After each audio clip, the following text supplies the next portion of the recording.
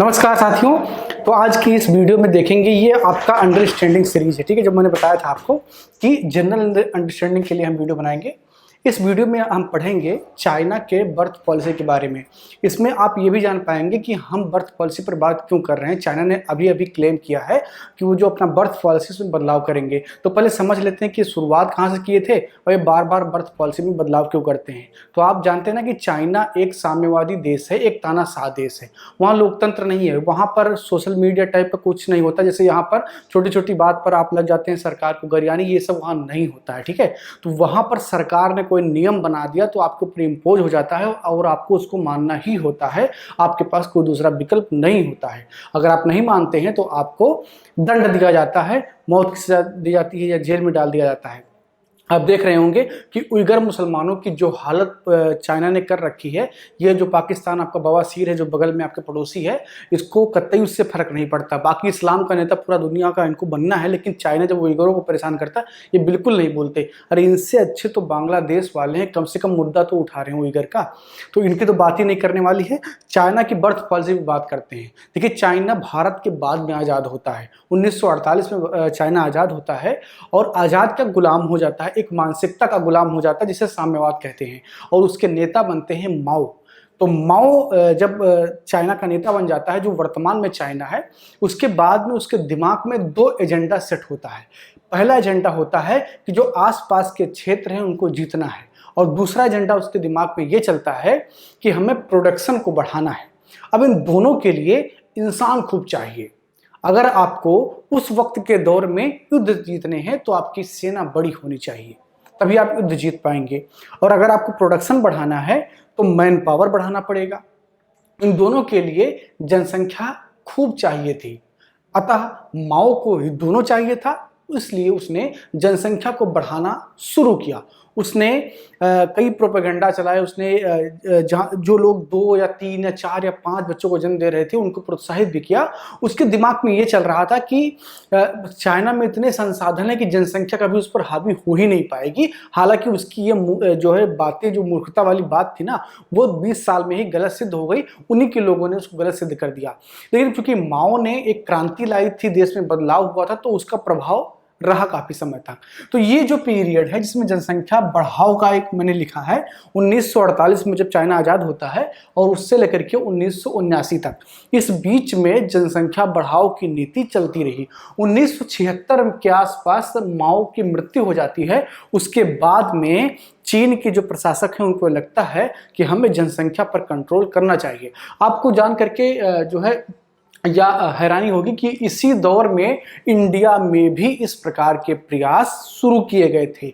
आपको याद होगा श्रीमती इंदिरा गांधी के छोटे बेटे संजय गांधी, जो बहुत एक्टिव पॉलिटिक्स में इसलिए जाने गए क्योंकि वो नसबंदी पर बड़ा प्रखर रूप से वो सामने आए थे कि जनसंख्या को नियंत्रित करना है, इसलिए वो जबरदस्ती नसबंदी करवा रहे थे।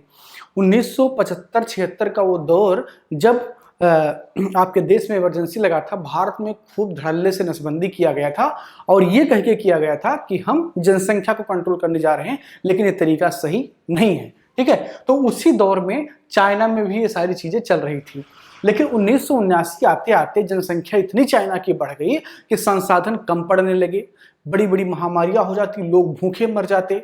1958 में तो एक महामारी में एक अनुमान है कि कई करोड़ लोग मर गए चाइना में। तो चाइना के लोगों को लगा कि अब जो है जनसंख्या को हमें कंट्रोल करना है। और मैंने शुरुआत में आपको बताया कि चाइना एक तानाशाह देश है, तो उसके यहाँ मतलब अगर वो जो पार्टी का हेड है वो बोल दिया वही बात सही है, उसमें कोई काट छांट नहीं हो सकती है। जैसे वर्तमान में जिनपिंग है, ठीक है, तो जिनपिंग ने अगर कह दिया कि यही सही है तो वही सही है। अगर वो बोले कि जो है गाय को बोल दे कि घोड़ा है तो घोड़ा ही मानी जाएगी, वो गाय कोई कह ही नहीं सकता, और जो बोलेगा उसको मार देगा वो। ठीक है, तो 1979 में वहां के प्रशासकों को लगा कि अब हमें जनसंख्या को कंट्रोल करना है। अब जनसंख्या को कंट्रोल करने के लिए किया क्या, एक फरमान जारी कर दिया कि आज के बाद से जितने भी कपल हैं वो केवल एक बच्चा पैदा करेंगे। अब सोचिए कितनी बड़ी अमानवीय बात है, क्रूरता की बात है कि आप सीधे सीधे बोल दें कि एक बच्चा पैदा करेंगे। इस पर आप डिबेट कर लीजिए कि जनसंख्या ज़्यादा या कम होना चाहिए, ये अलग मुद्दा है, लेकिन ये अमानवीय मुद्दा हो गया कि आप ये तय करेंगे कि जैविक रूप से कोई कितना बच्चा पैदा करेगा।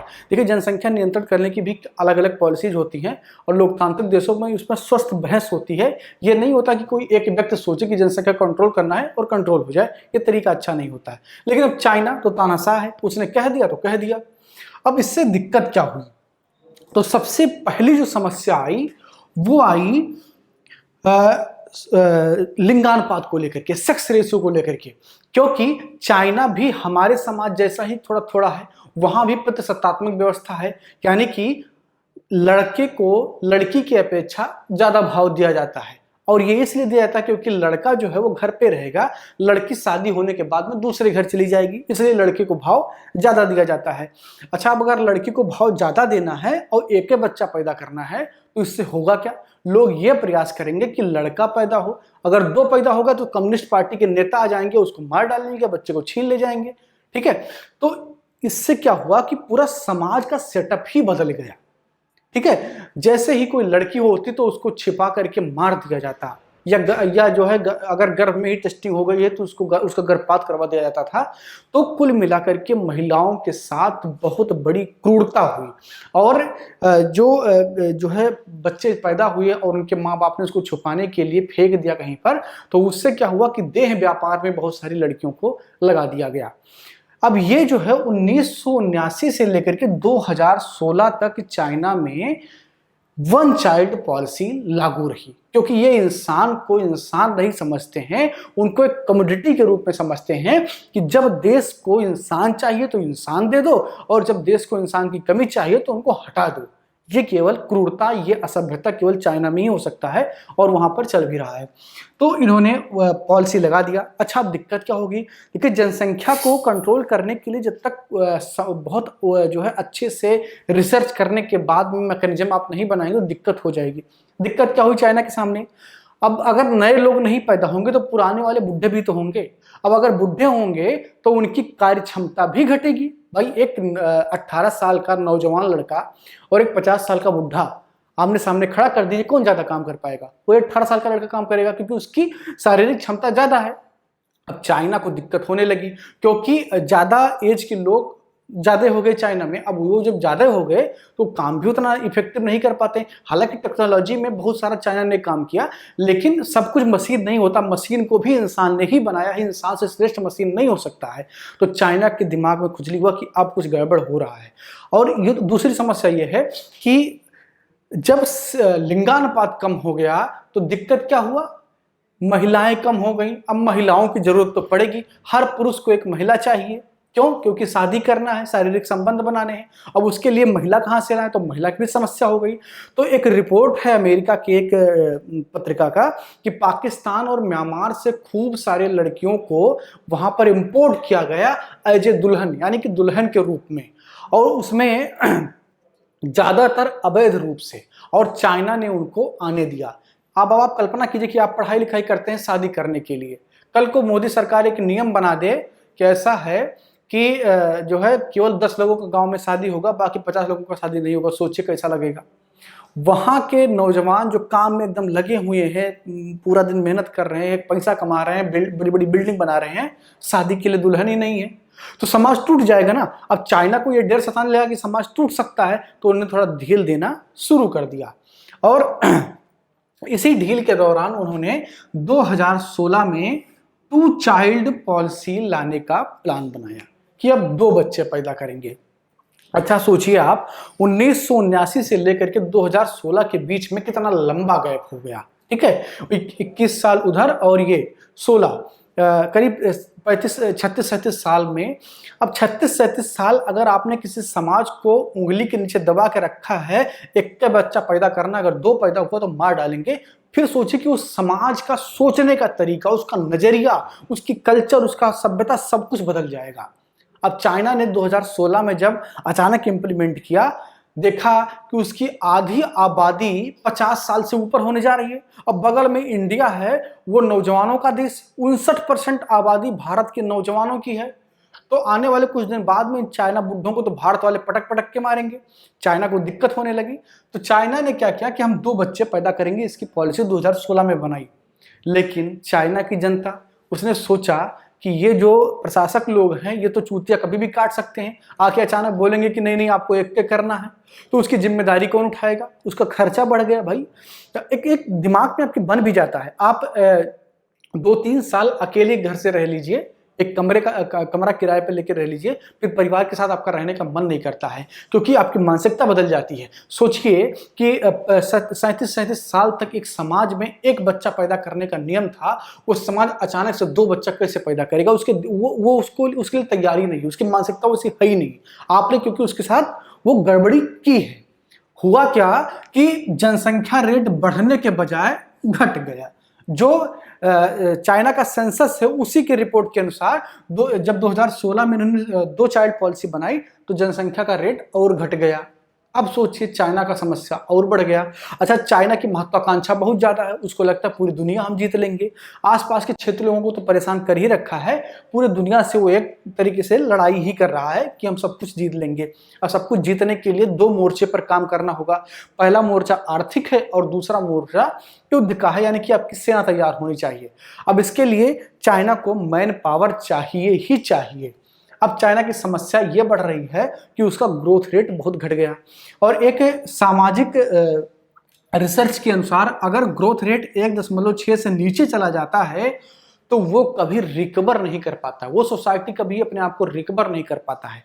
एग्जाम्पल से समझिए कि जैसे वर्तमान में अगर भारत में जो 130 करोड़ लोग हैं, तो भारत ये चाहेगा कि आने वाले 20 साल बाद ये जनसंख्या इसी के आसपास रहे, एक जो है 1-2 करोड़ बढ़ जाए, 1-2 करोड़ घट जाए, तो इसको मैनेज करना बोलते हैं। लेकिन ये हो जाए कि आज 130 करोड़ है और कल या 80 करोड़ बचे, तो सोचिए कि मार्केट का क्या होगा, एकदम मार्केट धड़ाम से गिर जाएगा। अब चाइना में यही होने वाला है भाई। आप स्वास्थ्य सुविधा कितनी भी अच्छी कर लीजिए, कोई 500 साल तो जिएगा नहीं, और 50 साल वाला आदमी जो है 10 साल बाद में तो मरने की स्थिति में आ जाएगा। ठीक है, तो चाइना के लिए सबसे बड़ी समस्या मैन पावर बनती जा रही है, क्योंकि उसकी महत्वाकांक्षाएं बड़ी है, उसको युद्ध लड़ने हैं सबसे, और खासकर क्षेत्रीय लोगों से युद्ध लड़ने हैं, और उसके बाद में प्रोडक्शन भी अपना बढ़ाना है, तो उसकी समस्या बढ़ती जा रही है। और जो वर्तमान में चाइना का ग्रोथ रेट है वो 1.3 है। अब आप सोचिए कि लगभग बर्बादी के मुहाने पर खड़े हैं, लेकिन सीना तान के खड़े हैं कि कुछ ना कुछ हम कर लेंगे। अब 2021 में जिसके लिए इस वीडियो में मैं चर्चा कर रहा हूं, ये वीडियो आपको पूरा कहानी इतिहास आपको बता रहा हूं चाइना का, वो ये है कि चाइना ने 2021 में 3 चाइल्ड पॉलिसी की घोषणा की है। अब वो कह रहे हैं कि 3 बच्चे आप पैदा कर लीजिए। तो एक जो है रिसर्च के अनुसार तो ये बात सामने खुल करके आ रही है कि चाइना का ग्रोथ रेट और घट सकता है, क्योंकि वहां के लोगों में एक विद्रोह का भाव है, एक गुस्से का भाव है, क्योंकि जो है ये एक जैविक प्रक्रिया है। 2 कपल डिसाइड करते हैं कि उन्हें बच्चा कब पैदा करना, कैसे करना है, कितना करना है, ये उनको डिसाइड करना है। एक मानवीय जो एक व्यवस्था होती है उसमें किसी तीसरे को यह तय करने का अधिकार नहीं होता है। हालांकि नीतिगत स्तर पर आप कर सकते हैं। जैसे इंडिया में एक उदाहरण मैं आपको देता हूं कि मोदी सरकार ने एक बड़ा अच्छा फैसला लिया। जो महिलाएं नौकरी करती हैं, सरकारी नौकरी मान लीजिए कोई महिला कर रही है, और जब वो अपने जो है बच्चे को जन्म देती है तो सरकार उन्हें 6 महीने का छुट्टी देती है और उनका वेतन नहीं काटती है। लेकिन ये 2 बच्चे तक है, अगर तीसरा बच्चा आप पैदा कर रहे हैं तो वो ये सुविधा नहीं देती है। तो ये एक तार्किक नीति हुआ कि ठीक है, आपको सरकार इंडिकेट कर रही है कि 2 बच्चा बहुत है, इससे ज्यादा बढ़ाने की आपको जरूरत नहीं है। लेकिन चाइना क्या होता है कि नहीं, तीसरा आप कर ही नहीं सकते, अगर कर दिए तो मार देंगे, गर्भपात करवा देंगे, जेल में डाल देंगे। तो ये उनकी पॉलिसी है, इसीलिए परेशान है। तो ये 3 चाइल्ड पॉलिसी चाइना ने अभी अभी इंट्रोड्यूस किया है। इसकी जानकारी उसकी जो सरकारी मीडिया एजेंसी ग्लोबल टाइम्स ने दिया था। ठीक है, तो उसके आधार पर यह सारा वीडियो मैंने आपको बताया। इसके अलावा एक चीज और मैं आपको बताता हूँ। कैप्टन अमेरिका एक मूवी है हॉलीवुड की, आपने उसको देखा होगा। तो उसमें क्या होता है कि एक सीरम एक इंसान को दे दिया जाता है, तो वो इंसान जो है उसकी कार्य क्षमता बहुत बढ़ जाती है। चाइना भी कुछ इसी प्रकार से काम कर रहा है, वो सुपर सोल्जर बनाने की ओर अग्रसर हो रहा है, सुपर सोल्जर बनाने की ओर अपना ध्यान आकर्षित कर रहा है। इसके पीछे लॉजिक क्या है? इसके पीछे यही जनसंख्या वाला लॉजिक है, क्योंकि जो उसका ग्रोथ रेट है वो घट रहा है, उसकी जनसंख्या वृद्धि हो रही है, तो सोच रहा है कि कम से कम एक कम्युनिटी को इतना मजबूत कर दो कि वो हमारे सेना के लिए हमेशा जो है उपलब्ध रहें। अब सोचिए कि चाइना कितना तुच्छ सोच है उसका कि वो जैविक रूप से जेनेटिकली इंसान में बदलाव कर रहा है केवल अपनी महत्वाकांक्षाओं के लिए, कि किसी दूसरे देश के संप्रभुता को चुनौती दे सके, जाकर के उसको परेशान कर सके। तो ये उसकी नीति है, और जब उस पर कोई अपडेट आएगा तो वो भी मैं आपको बताऊंगा। ये वीडियो आपको कैसा लगा कमेंट बॉक्स में लिख करके जरूर बताइए। अगर आपको ऐसे वीडियो फायदेमंद लग रहे हैं तो उसको भी आप लिखिए, कुछ समझ में ना आए तो वो भी लिखिए, उस पर भी चर्चा कर लेंगे। धन्यवाद। मैं मानस मिश्रा, द न्यूज ओशन का मैनेजिंग डायरेक्टर, आपके लिए एक ऐसी पत्रिका पहली बार आई है जो सिर्फ सच दिखाएगी। कृषि कानूनों पर मचा है घमासान, हो रही हैं मनगढ़ंत बातें। मैं अंकित मिश्रा, पढ़िए मेरा आर्टिकल इस मैगजीन में फैक्ट के साथ। यूपीएससी के एस्पायरेंट समझे हर मुद्दों को गहराई में जाकर के। इस नए लेख में आपको मिलेगा नए संसद भवन के निर्माण से संबंधित सारी जानकारी।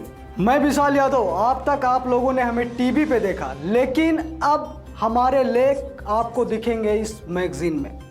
मैं Ranjit Prasad, reporter the news ocean. हम आपको दिखाएंगे किसान आंदोलन के बीच में जिहादी कांड। सब्सक्राइब करें द न्यूज ओशियन, खबरों का समंदर।